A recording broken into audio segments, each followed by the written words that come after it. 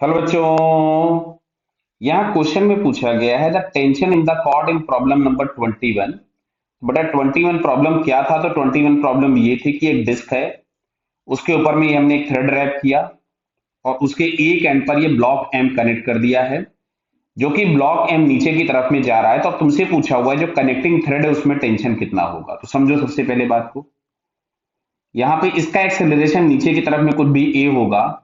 इस समझ में आया ना कि इस स्ट्रिंग के सारे पॉइंट्स जितने भी होंगे सभी का एक्सेलरेशन ए होगा, मतलब इस डिस्क का जो टेंजेंशियल एक्सेलरेशन होगा वो ए होगा। And that is equals to R into alpha. ये सब पीछे वाले क्वेश्चन में हो चुका है, मैं आपको फिर से समझा रहा हूं। अगर अल्फा इसका एंगुलर एक्सेलरेशन है तो टेंजेंशियल एक्सेलरेशन हम लोग लिखते हैं आर इंटू अल्फा, जहां पे आर होता है distance of point, perpendicular distance of point from the axis of rotation, जो कि यहाँ पे कैपिटल आर है। क्लियर? इसलिए इस पॉइंट का टेंजेंशियल एक्सेलरेशन हमको मिल गया आर अल्फा। क्लियर बताइए? अब आते हैं हम लोग जरा इक्वेशन पे। अगर हम इसका फ्री बॉडी डायग्राम बनाए तो नीचे की तरफ में टेंशन mg लग रहा है, फोर्स mg लग रहा है सॉरी, और ऊपर की तरफ में टेंशन टी होगा। तो इसके लिए इक्वेशन अगर हम लोग यहां से लिखेंगे तो मिलेगा capital mg minus T m into A. Small mg था, small mg minus T is equal to m into A. Clear? अब अच्छा, अगर हम पुली का फ्री बॉडी डायग्राम बनाए तो इस पे नीचे लगेगा ये कैपिटल mg, यहां से कोई फोर्स लग रहा होगा जो भी हम जिसको रिएक्शन फोर्स, हिंज फोर्स जो भी लिख दें, और एक टेंशन टी लग रहा होगा जो कि नीचे की तरफ में होगा।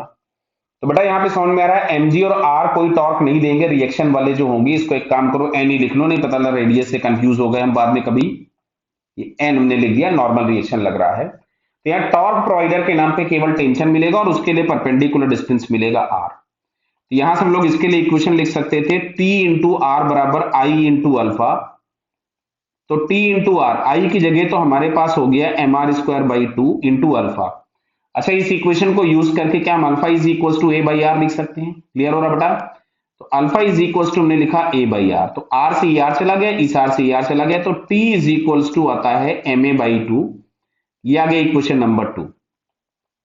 यहां पे हमने लिख दिया इसको capital M A by two, दोनों इक्वेशन ऐड कर दी, यहां से टी गायब हो गया। तो M G is equal to, अगर मैं ए कॉमन निकालता हूं तो it is small M plus capital M by two. इसको अगर हम सिंप्लीफाई कर लेते हैं तो एक्सेलरेशन हमारे पास आ रहा है 2mg upon capital M plus two times small M. ये हम लोगों को एक्सेलरेशन मिल गया। बट क्वेश्चन में आपसे पूछा गया है टेंशन, तो इस T is equal to capital M by two into A, और ए हमारे पास था 2mg upon capital M plus two times small M, तो ये तो कैंसिल हो गया। तो फाइनली हम लोगों को यहां से मिल रहा है capital M small M into G upon capital M plus two times small M. जरा चेक करते हैं, capital M small M into G upon capital M plus two times small M. बेटा ये अपने को सेकंड ऑप्शन में दिख रहा है। क्लियर है क्या? बराबर। तो इसका सेकंड वाला आंसर फिलहाल करेक्ट हो जाएगा। ओके बेटा, ऑल द बेस्ट।